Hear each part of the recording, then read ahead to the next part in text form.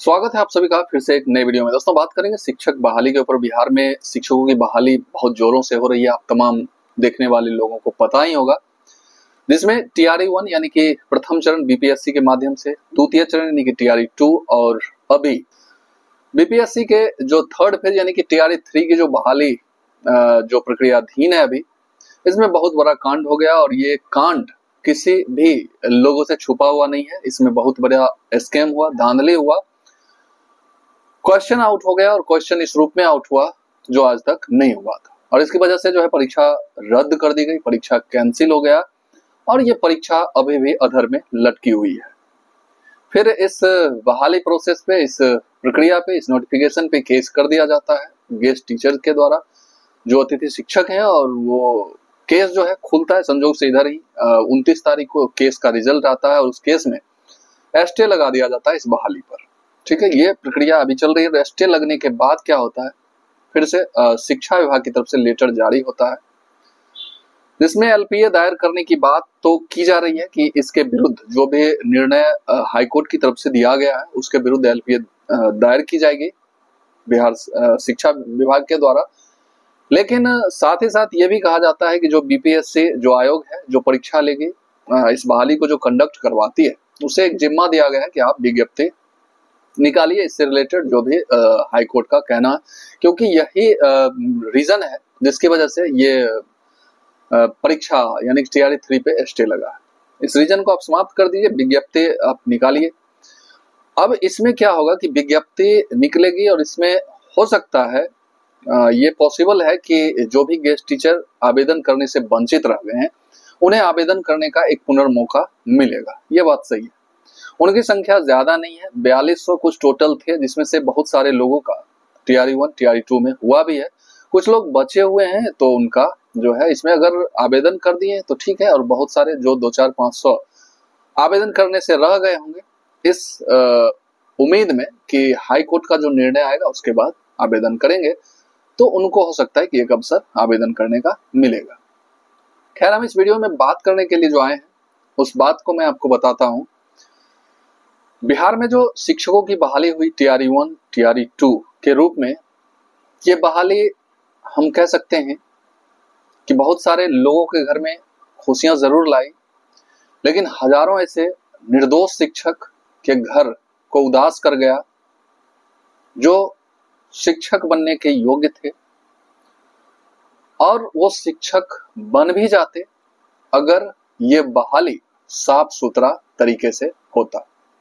लेकिन इस बहाली में बहुत बड़ा, हम कह सकते हैं कि बहुत बड़ा स्कैम हुआ, बहुत बड़ा धांधली हुआ, बहुत बड़ा करप्शन हुआ, जिसकी वजह से हजारों ऐसे शिक्षक अभ्यर्थियों को आज निकाला जा रहा है। शिक्षकों को निकाला जा रहा है। शिक्षक अभ्यर्थी तो जो रह गए, जो शिक्षक नहीं बने, वो शिक्षक अभ्यर्थी कहलाए, लेकिन जो शिक्षक बन गए, जिनकी नौकरी होगी, वो तो आज शिक्षक कहला रहे हैं और उन्हें नौकरी से निकाला जा रहा है। जबकि वो 3 महीने, कोई 4 महीने, और TRE 1 वाले तो आप सोच सकते हैं कि वेतन कितने महीनों का उठा चुके हैं, और उन्हें अब इस कह सकते हैं कि कागजात यानी कि शैक्षणिक प्रशैक्षणिक योग्यता में विभाग को, या जो भी जिला के लोग हैं जो जांच कमेटी में हैं, उनको अब इस चीज में त्रुटि दिख रही है।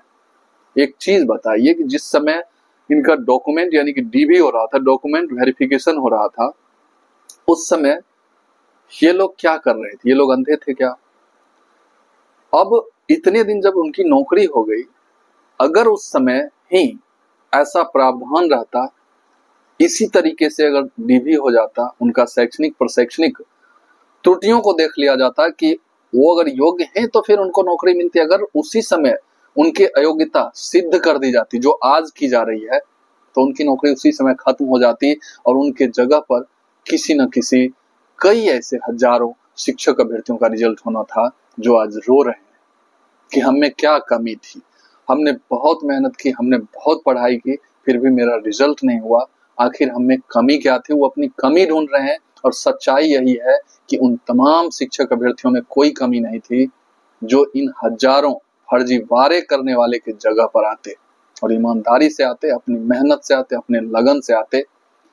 लेकिन ये करप्ट जो सिस्टम है ना, ये भ्रष्टाचारी जो सिस्टम है वो सारे लोगों ने मिलकर उनके गले में फांसी लगा दिया, उनके घर के चिराग को बंद कर दिया। जो खुशियां उनके घर में जानी थी आज से 3 महीने 4 महीने पहले, उस खुशियों को छीन लिया गया।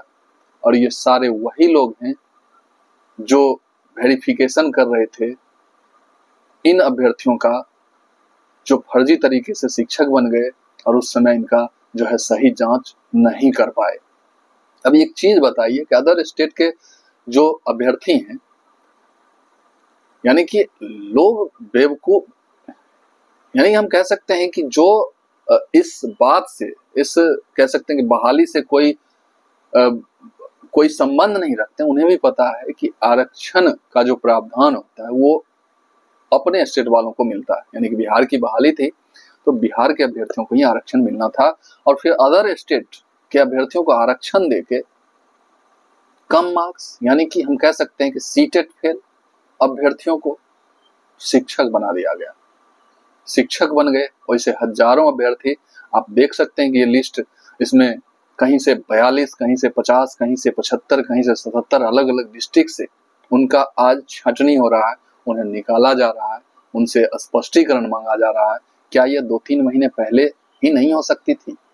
क्या धरफरी थी बहाली में कि उसको 1 महीने के अंदर सब कुछ कर लिया जाए तेजी से, और ताकि जो है सारे पैसे जो है चुनाव के लिए क्या किए ये लोग, चुनाव के लिए पैसे इकट्ठे कर लिया जाए और बाद में उन्हें जो है सो निकाल ही देंगे, अभी पैसे कमा लिया जाए।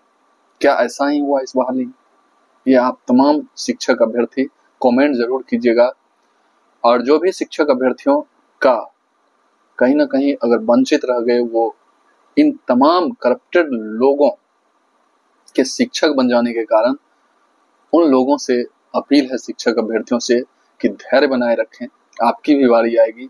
आप अगर सच में ईमानदार हैं तो आप आज नहीं तो कल शिक्षक जरूर बनेंगे।